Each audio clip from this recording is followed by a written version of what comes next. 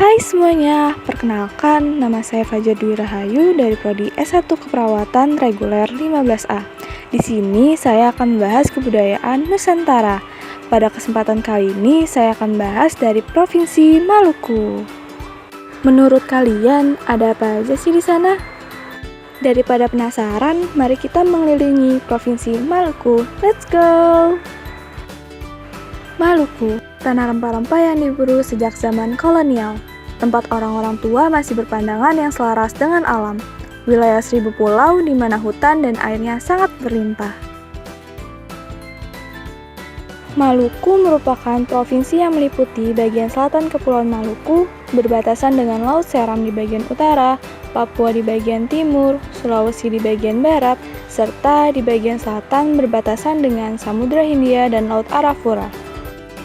Maluku berlambangkan perisai sudut 3 dengan gambar daun sagu, daun kelapa, mutiara, pala, cengkeh, tombak, gunung, laut, dan perahu yang semuanya menggambarkan hasil laut dan hasil bumi yang dimiliki oleh Provinsi Maluku, makanan pokok, dan simbol-simbol kebudayaan.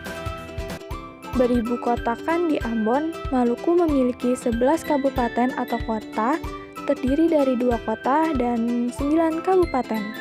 Penduduknya kebanyakan memeluk agama Islam dan Kristen Protestan maupun Katolik. Maluku juga dihuni orang-orang lamanya yang memiliki berbagai adat istiadat. Yuk kita lihat ada apa aja sih adat istiadat di Provinsi Maluku.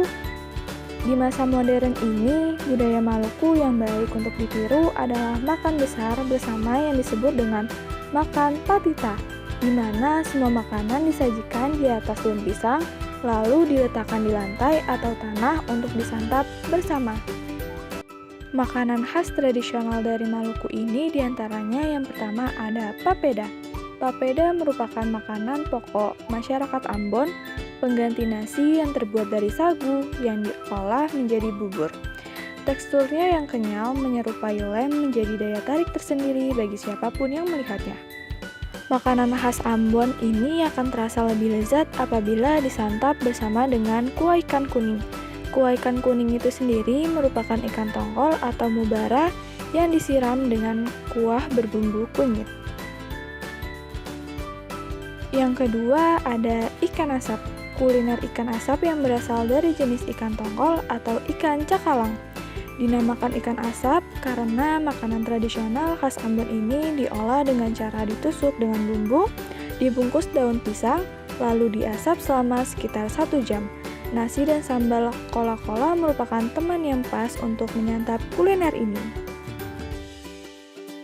Yang ketiga ada sambal kola-kola. Sambal ini seringkali hadir mendampingi makanan yang disantap oleh warga Ambon. Sambal yang disajikan tanpa diulek ini terbuat dari berbagai rempah-rempah khas seperti bawang merah, cabai rawit, tomat, dan daun seledri. Semua bahan ini kemudian dicampur dan diramu dengan taburan garam dan perasan jeruk nipis untuk menambah cita rasa asam dan pedas. Selain itu, terdapat kebudayaan dari Provinsi Maluku yang memiliki nilai kebersamaan dan sudah menjadi tradisi secara turun-temurun. Yang pertama ada bambu gila. Tradisi yang satu ini berkaitan dengan dunia mistis. Untuk melaksanakan tradisi ini dibutuhkan pawang, bambu, kemenyan, mantra, serta laki-laki yang berjumlah ganjil yang bertugas menjadi penahan bambu. Desa Liang dan Desa Mamala adalah 2 tempat di mana kita bisa menemukan tradisi bambu gila. Cara untuk melakukan tradisi bambu gila ini yang pertama dilakukan pemilihan batang bambu, pawang, kemudian melaksanakan serangkaian adat untuk meminta izin penebangan batang bambu tersebut. Tradisi dilanjutkan dengan sang pawang yang membacakan mantra untuk mengarahkan roh di dalam batang bambu. Roh di dalam bambu akan membuat para penahan bambu terlempar dan terdorong ke sana kemari. Namun, mereka harus mampu menahan bambu itu. Bagaimana caranya? Tradisi selesai ketika roh tersebut berhasil ditenangkan oleh sang pawang.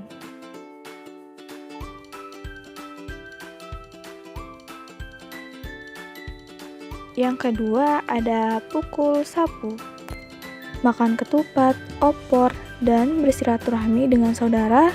Kedua kegiatan tersebut sudah lazim dilakukan pada momen Idul Fitri. Nah, orang Maluku punya kebiasaan yang berbeda untuk merayakan Idul Fitri. Nama tradisinya pukul sapu, lengkapnya baku pukul menyapu dan pukul nyapu. Kebiasaan ini diselenggarakan setiap tanggal 7 Syawal atau 1 minggu setelah Idul Fitri. Sama seperti bambu gilah, pukul sapu juga berasal dari desa Mamalah. Asal muasal tradisi ini adalah para pasukan Kapten Lelukas Besi yang membubarkan diri dengan pukul sapu ketika sang kapten dihukum mati. Dalam tradisi ini, para lelaki akan bertelanjang dada, hanya mengenakan celana pendek serta ikat kepala. Mereka kemudian saling memukul sapu yang terbuat dari tulang daun pohon mayang atau pohon inau ke tubuh. Pertunjukan ini menjadi ajang bagi para lelaki untuk menunjukkan kejantanan dan kebanggaan mereka.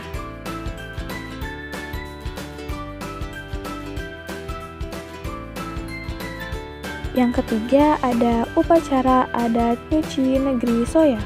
Seperti namanya, upacara adat ini dilaksanakan untuk membersihkan negeri. Selain itu, upacara ini juga memiliki tujuan untuk membersihkan diri dari perasaan negatif seperti dengki, perseteruan, dan kecurigaan. Waktu pelaksanaannya setiap minggu kedua bulan Desember dan dipimpin oleh raja atau upalatu. Upacara adat yang sudah ditetapkan sebagai warisan budaya tak benda pada tahun 2015. Lalu ini memiliki sejumlah rangkaian-rangkaian tersebut terdiri atas pembersihan negeri, naik ke Gunung Siramau, upacara adat cuci negeri, cuci air, atau Wai Warhalu dan Unui, dan yang terakhir masuk kain gandong. Negara kita memiliki kekayaan budaya yang sangat beragam. Keberagaman kebudayaan yang kita miliki itu bukan suatu halangan atau suatu hambatan untuk terus melestarikan dan menjaga kekayaan yang telah kita miliki. Adanya keberagaman budaya yang dimiliki, kita dapat mengenal atau mempelajari keanekaragaman di suatu daerah yang sangat beragam. Tugas kita sebagai masyarakat, terutama untuk generasi muda, perlu dan mampu melestarikan dan mengembangkan budaya Indonesia. Karena kebudayaan memegang peran penting dalam kemajuan suatu bangsa. Melestarikan kebudayaan yang ada di Indonesia harus didasari dengan rasa kesadaran yang tinggi tanpa adanya paksaan dari pihak manapun. Hal ini dimaksudkan agar tercipta suatu kedamaian dan keharmonisan, tidak ada perpecahan di antara kita semua.